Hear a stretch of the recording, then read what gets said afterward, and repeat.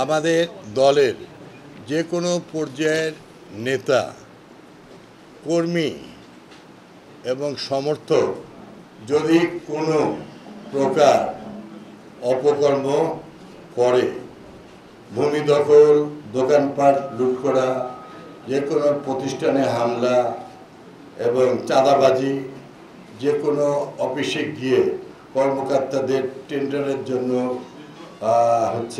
জোরাজুরি ভয় দেখানো, ভাঙচুর করে, তাহলে আমি সকল বড় বড় অফিসের উচ্চ পর্যায়ে যারা কর্মকর্তারা আছে তাদেরকে আমি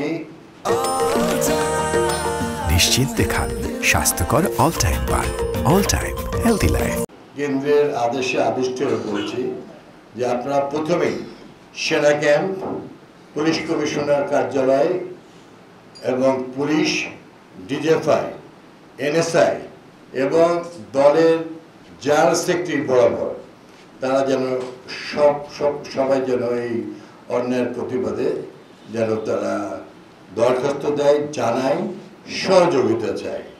সে যেই হোক, অনেকেই দুষ্কৃতিকারী দলের পাশে থেকে এই সমস্ত অনেক কর্মকাণ্ডের সঙ্গে জড়িত, তাতে জাতির সামনে সবার ভাবমূর্তি নষ্ট হচ্ছে।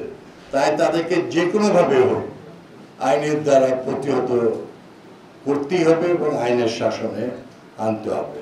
জনগণের উপর নির্মম নির্যাতিতকারী, বালুমহল দখলকারী এবং অনেক কিছু অবৈধ হত্যা গুম করেছেন, তাদের যে কোনো সমর্থক সহযোগীকে, দলের কোনো নেতা কর্মী সমর্থক যদি প্রশ্রয় দেয় তাহলে তাকেও দল থেকে বহিষ্কার করা হবে এবং আইনের হাতে তুলে দেওয়া হবে।